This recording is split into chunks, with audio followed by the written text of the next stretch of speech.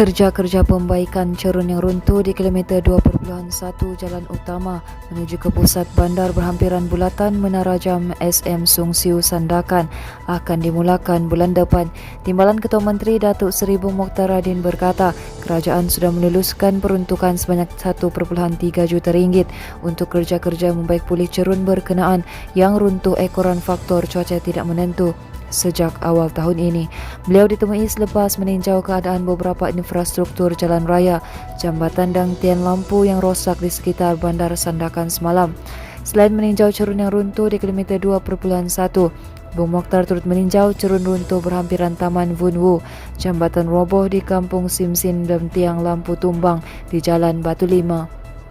Bagi cerun yang runtuh berhampiran Taman Vun Wu, Bung Mokhtar dan juga Menteri Kerja Raya Negeri berkata beliau telah pun mengarahkan jurutera daerah Sandakan untuk mengemukakan cadangan dan anggaran kos peruntukan yang diperlukan bagi membaiki cerun berkenaan. Begitu juga jambatan yang roboh di Kampung Simsim, beliau turut meminta pihak Majlis Perbandaran Sandakan mengkaji dan mengemukakan anggaran kos peruntukan yang diperlukan untuk membina jambatan baru. Mengulas rungutan orang ramai mengenai kerosakan lampu jalan di beberapa tempat sekitar Bandar Sandakan, Bung Mokhtar turut meminta Kementerian Kerajaan Tempatan dan Perumahan Negeri serta MPS meneliti masalah itu dan mengemukakan cadangan bagi menukar lampu dan tiang yang mengalami kerosakan. Turut serta dalam lawatan itu ialah Ahli Parlimen Sandakan Vivian Wong, Presiden MPS Benedict Asmat, Timbalan Presiden MPS Harun Arifin, serta Wakil Jabatan Kerja Raya dan Sabah Electricity Sdn Bhd Sandakan. Daerah Tongot yang disenaraikan sebagai antara 10 daerah termiskin di negara ini bakal dilimpahi pelbagai projek pembangunan menerusi suntikan dana Sabah Maju Jaya. Ahli Dewan Undangan Negeri Kuamat Datu Masiung Banah berkata, sehingga kini kerajaan negeri telah meluluskan 2 projek baru melibatkan peruntukan sebanyak 10.4 juta ringgit bagi menaikkan status Pekan Tongot. Beliau yang juga pengerusi Lembaga Pembangunan Perumahan dan Bandar Sabah berkata daripada jumlah 10.4 juta yang diperuntukkan kerajaan Sabah, sebanyak 7.5 juta ringgit digunakan untuk membina 50 unit rumah kos rendah dan selebihnya 2.9 juta ringgit dibelanjakan untuk mendirikan 6 unit kedai bertingkat. Katanya peruntukan rumah kos rendah dibiayai sepenuhnya oleh kerajaan negeri dan ia sudah diumumkan oleh Ketua Menteri Datuk Seri Haji Jinor ketika majlis merasmikan pesta keamatan di daerah ini pada 16 Mei lalu. Sementara itu mengenai projek rumah kos rendah 50 unit terbabit, Masiung berkata ia dalam proses penyediaan dokumentasi oleh juru perunding tempatan yang akan dilantik. Rumah kos rendah yang bakal dibina itu akan dijual kepada warga tempatan dengan harga antara RM55.000 hingga RM65.000. Sementara itu, 4 premis perniagaan menjual aksesori wanita dan wangian di Syaki Tiruan diserbu Kementerian Perdagangan Dalam Negeri dan Hal Ehwal Pengguna Sabah di sekitar daerah Kota Kinabalu Isnin lalu. Serbuan bermula jam 11 pagi itu berjaya menyita sebanyak 1,355 barangan aksesori wanita dan wangian dari jenama terkenal.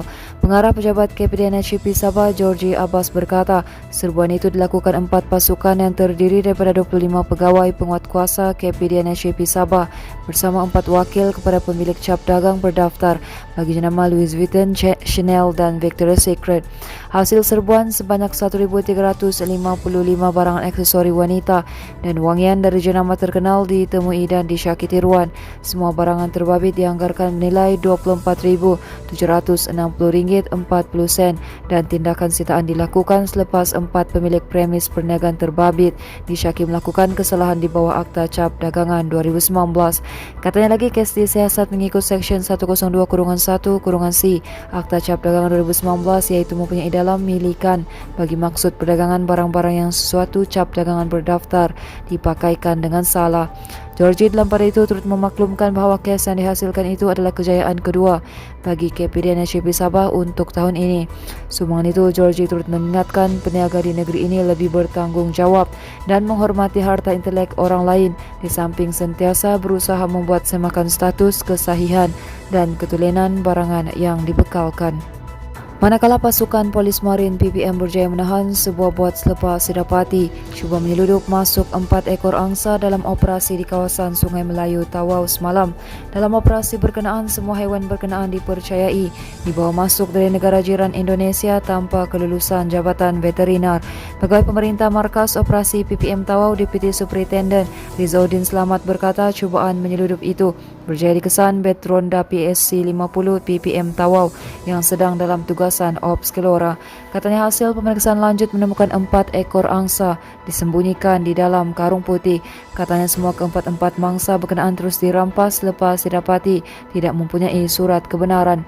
Tindakan berkenaan sebagai langkah bagi mencegah penularan penyakit selesma yang biasanya disebarkan oleh unggas. Rizauddin berkata anggaran nilai rampasan kali ini adalah sebanyak RM1,200 berdasarkan harga pasaran semasa.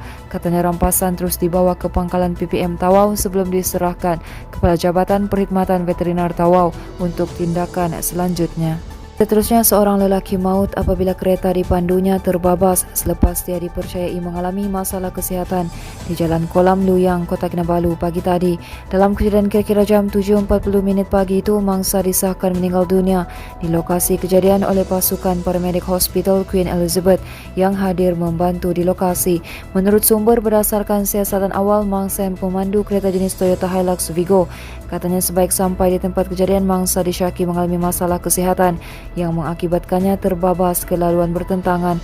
Katanya mangsa turut berempuh sebuah kereta Honda sebelum dilihat dalam keadaan tidak sadarkan diri, namun keadaan enjin masih hidup dan pintu berkunci. Seorang lagi mangsa wanita iaitu pemandu kereta Honda tidak mengalami sebarang kecederaan. Menurutnya pemandu wanita terbabit dikatakan sempat menghubungi talian kecemasan untuk mendapatkan bantuan.